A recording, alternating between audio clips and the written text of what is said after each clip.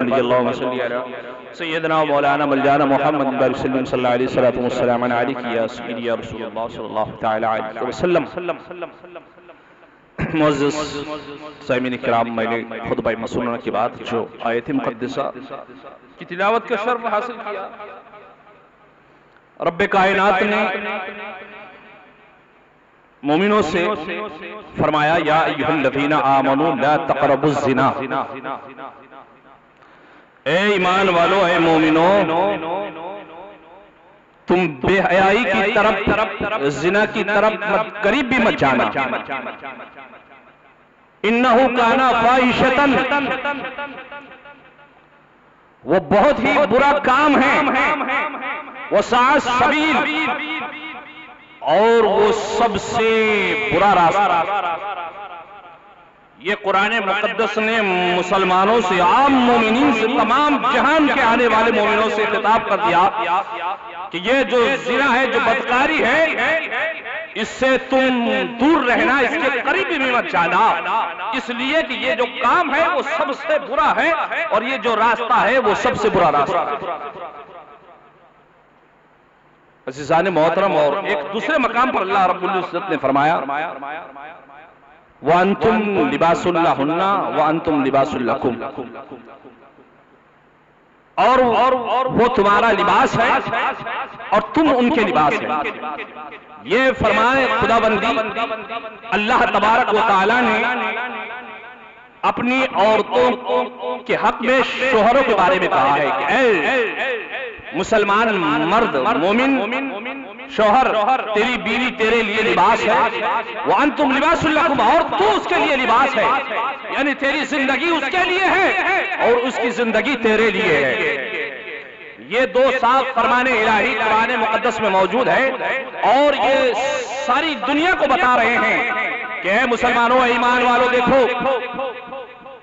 یہ جو بے حیائی کے کام ہے، یہ جو برائی کے کام ہے، اس سے بچو. اور اللہ تبارک و تعالیٰ نے مردوں کو شان عطا فرمائی ہے کہ وہ مرد جو ہے وہ اپنی عورتوں کے لباس ہے، اور نور کی عورتیں جو ہے، ان کی بیویاں جو ہے وہ ان کے لباس ہیں. عزیزان محترم، آج زمانہ بے حیائی کی طرف بڑھتا ہوا جا رہا ہے. آج ہمارے اندر جو بیماریاں پھیل رہی ہیں، جو مصیبتیں آ رہی ہیں، جن آفتوں کا ہمیں سامنا کرنا پڑ رہا ہے، جس سے ہمارے محلے لاچار ہو رہے ہیں، ہمارے علاقے مجبور ہو رہے ہیں، گناہوں کے دلدل میں پھنسے جا رہے ہیں، یہ ساری وجہ جو ہے ہمارے اعمال کی وجہ ہے. اور وہ اعمال جو ہم کر رہے ہیں، بدعمالیاں جو ہم کر رہے ہیں، اسی کی بنیاد پر آج ہمیں یہ دن دیکھنے کو مل رہا ہے. یاد رکھو اے مسلمانوں، تم ایمان والے ہو، اور میرے رسول نے فرمایا، حضرت ابو ہریرہ کی روایت ہے، حضرت ابو ہریرہ فرماتے ہیں کہ جو مرد بدکاری کرتا ہے تو اس کا ایمان اس سے نکل جاتا ہے اور اس کے سر پر سایہ افزر ہو جاتا ہے. یعنی جب انسان کوئی مرد بدکاری کرتا ہے، زنا کرتا ہے، برا کام کرتا ہے، بدفعلی کرتا ہے، تو وہ ایمان والا نہیں رہتا، اس سے ایمان ہٹ جاتا ہے.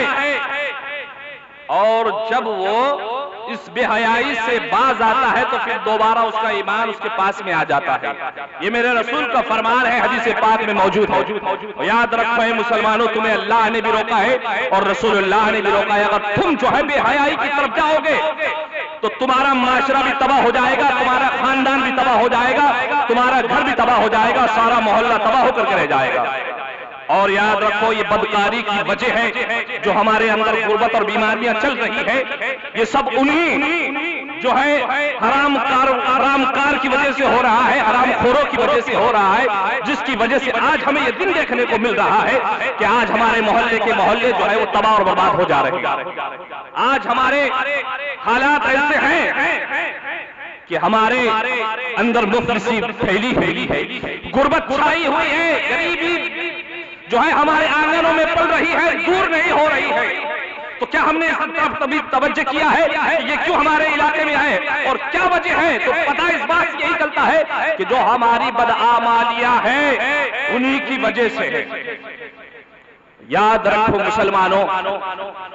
میرے رسول کا فرمان، میرے رسول کی شریعت اور اللہ کا قانون سب سے اعلیٰ ہے،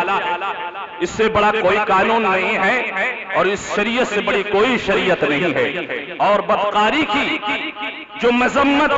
کی گئی ہے وہ آج سے پہلے جتنی بھی اللہ نے کتابیں اتاری ہے وہ ساری کی ساری کتابیں جو ہے اس بات کی مذمت کرتی ہے کہ بدکاری نہ کی جائے، برا کام نہ کیا جائے، بدفعلی نہ کی جائے۔ توریت ہو، چاہے زبور ہو، چاہے انجیل ہو،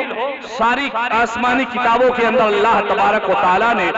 اس چیز سے منع فرمایا ہے اور اس کتابوں نے اس کی مذمت کی ہے کہ یہ جو کام ہے یہ گناہ ہے اور بہت برا فعل ہے۔ اور قرآن نے تو صاف کہہ دیا ہے کہ یہ جو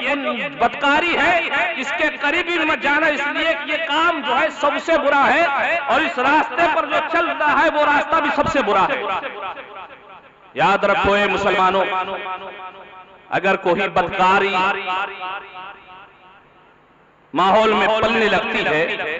علاقے میں بدکاری پھیلتی ہے، بے حیائی جب بڑھ جاتی ہے، بے حیا اس قوم کی عورتیں ہو جاتی ہے، بے حیا اس قوم کے مرد ہو جاتے ہیں، تو ان پر آفتیں اور مصیبتیں آتی ہے اور بتایا جاتا ہے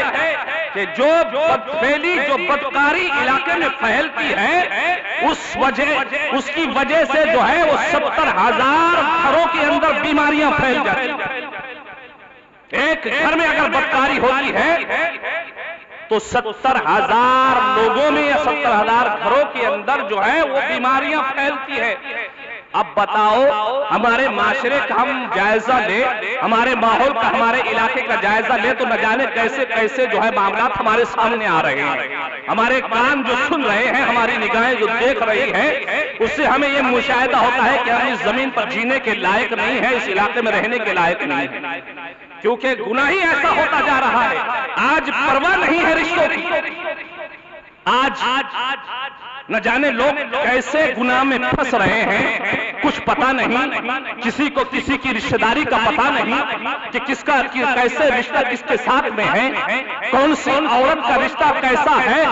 کس کا رشتہ کس کے ساتھ میں کیسا ہے، وہ کس طرح سے ماحول میں رہنے کے لائق ہے، کچھ پتہ نہیں ہے۔ آج بے حیائی نے یہ معاملہ دکھا دیا ہے کہ نہ آج بیٹے کو بیٹا سمجھا جا رہا ہے، نہ بیٹی کو بیٹی سمجھا جا رہا ہے، نہ ماں کو ماں سمجھا جا رہا ہے، نہ بہن کو بہن سمجھا جا رہا ہے، کیونکہ علاقے کی بے حیائی یہ بتا رہی ہے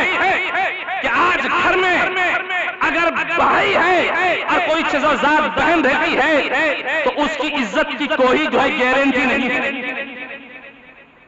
نہ جانے وہ کیسے ماحول میں کیا کام کر ڈالے، کس وقت کون سی بلا میں وہ شامل ہو جائے، کچھ پتہ نہیں۔ کون سی ایسی گھر میں عورت ہے کہ جسے اپنی رشتہ داری کا پتہ نہیں کہ اس کے ساتھ میں میرا رشتہ کیا ہے، کیا وہ میرے رشتے میں بیٹا ہوتا ہے، کیا میرا وہ کوئی رشتہ دار جو ہے وہ کیسا ہوتا ہے، اس کی اسے پرواہ نہیں ہے، پرواہ اسے اسی بدکاری کی۔ تو آج کے ماحول میں رشتہ داری کا کوئی جو ہے معاملہ نہیں رہا ہے۔ بھتیجا ہو تو بھتیجا بیٹے کے مانند ہوا کرتا ہے، وہ بیٹا ہوتا ہے اور وہ گھر میں رہ کر اگر اس کے ساتھ میں اس کی جو چاچا کی بیوی ہے یا ماموں کی بیوی ہے، جو بھی ہو، بھانجا ہو، بھتیجا ہو، اس کے ساتھ میں رشتہ اس کے بیٹے جیسا ہوا کرتا ہے، اگر وہی جو ہے چاچا کا بھتیجا، ماموں کا بھانجا اگر چاچی کے ساتھ یا ممانی کے ساتھ میں بدفعلی کرے تو اس بھانجے کو سمجھنا چاہیے کہ وہ میری ماں کے درجے کی برابر کی ہے، میری ماں جیسی لگتی ہے، لیکن پھر بھی جو ہے یہ غلط کام کر رہا ہے۔ ایسی قوم جو ہے تباہ اور برباد ہو چلے جاتی ہے، اور یہ دیکھو ماحول میں ہو رہا ہے۔ آج سمجھنے کے لیے لوگ تیار نہیں ہیں، راضی نہیں ہیں۔ یاد رکھنا، اپنے گھروں کو بچا کر کے رکھو اور پردے کی جو ہے تعلیم دو۔ میرے رسول نے سارے زمانے کو تعلیم ایسی دی ہے کہ قیامت تک کوئی ایسی تعلیم نہیں دے سکتا۔ پردہ ہمیشہ ہونا چاہیے۔ کوئی عورت اگر اپنے شوہر کی امانت میں خیانت کرے، کوئی بیوی اپنے شوہر کی امانت میں خیانت کرے، اپنے گھر والوں کو بلائے، اپنے رشتہ داروں کو گھر میں بن اجازت شوہر کی بلائے، کسی غیر کو اپنے گھر میں گھسائے، تو بتاؤ اس عورت پر کس قدر اللہ کی لعنت ہوگی، رسول کی لعنت ہوگی، جس کو فرمان رسول دیا گیا ہے کہ اجازت کے بغیر جو ہے گھر میں شوہر کی کسی کو آنے نہیں دینا چاہیے، چاہے وہ خود کا سگا باپ کیوں نہ ہو، سگی ماں کیوں نہ ہو، کوئی بھی نہ ہو، کوئی بھی ہو، اجازت کے بغیر گھر کی دہلیز پر کوئی اندر آ سکتا ہے نہ بیوی جو ہے گھر سے باہر قدم رکھ سکتی ہے۔ یہ اسلام نے قانون لگا دیا ہے، اور اس قانون کو جو توڑے، بے حیائی پھیلائے، اپنے گھروں میں کسی غیر مرد کو بلا کر بیٹھائے، تو بتاؤ عورت کیسی ہوگی، اس کا حال کیا ہوگا، اور اس کے لیے جہنم کیسی جو ہے تیار ہوگی۔ یاد رکھنا، جہنم کا بڑا سخت عذاب ہے، اور نافرمانیوں کی وجہ سے جہنم میں ڈالا جائے گا، اور جو ایسے کام کرے گا اللہ تبارک و تعالی اس کے چہرے سے جو ہے وہ نور کو چھین لے گا، اس کی عمر کو جو ہے کم کر دے گا، اور اس کے رزق میں تنگدستی کر دے گا، اگر کوئی یہ گناہ کرتا ہے تو۔